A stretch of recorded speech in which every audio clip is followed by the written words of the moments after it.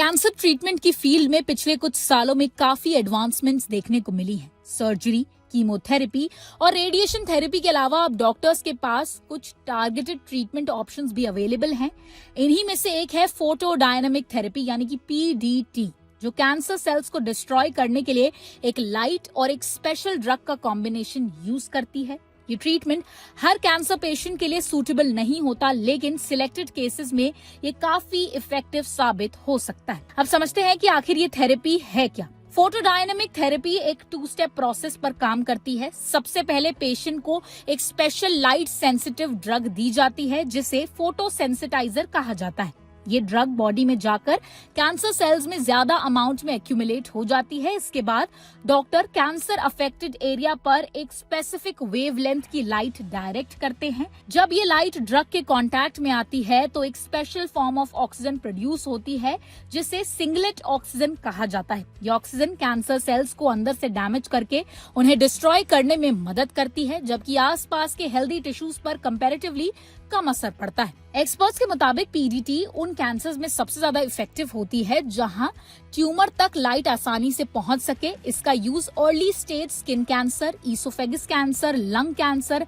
Head and neck cancer और bladder cancer के कुछ केसेस में किया जा सकता है। इसके अलावा एडवांस कैंसर पेशेंट्स में भी पीडीटी का इस्तेमाल सिम्टम्स को रिड्यूस करने और ट्यूमर साइज को छोटा करने के लिए किया जा सकता है, जिससे पेशेंट्स की जो क्वालिटी ऑफ लाइफ है वो इम्प्रूव यहाँ पर हो सकती है। रीसेंट रिसर्च ने भी पीडीटी के फ्यूचर को लेकर काफी पॉजिटिव पॉसिबिलिटीज दिखाई हैं।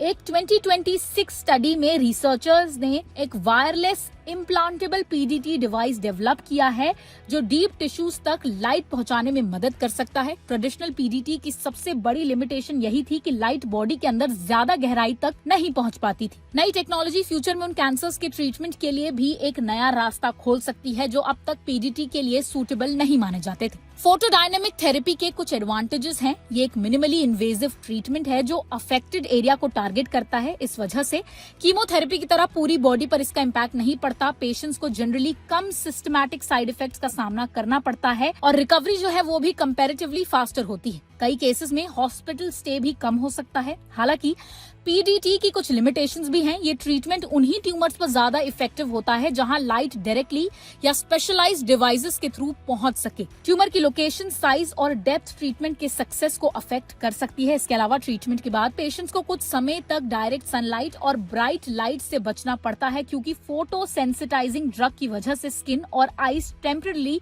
लाइट सेंसिटिव हो सकती है। डॉक्टर्स का कहना है कि फोटोडायनामिक थेरेपी को सर्जरी, कीमोथेरेपी या रेडिएशन थेरेपी का रिप्लेसमेंट नहीं माना जाना चाहिए, बल्कि ये एक एडिशनल या ऑल्टरनेटिव ट्रीटमेंट ऑप्शन है जो सेलेक्टेड पेशेंट्स में बेटर आउटकम और सिम्टम्स रिलीफ प्रोवाइड कर सकता है। कैंसर ट्रीटमेंट के इवॉल्विंग लैंडस्केप में पीडीटी एक प्रॉमिसिंग टेक्नोलॉजी के रूप में सामने आ रही है जो फ्यूचर में और भी ज्यादा एडवांस्ड और इफेक्टिव हो सकती है। अगर आपको ये वीडियो इन्फॉर्मेटिव लगी हो तो इसे लाइक और शेयर जरूर कीजिए और ऐसी ही और हेल्थ से जुड़ी खबरों के लिए देखते रहें ओनली माय हेल्थ।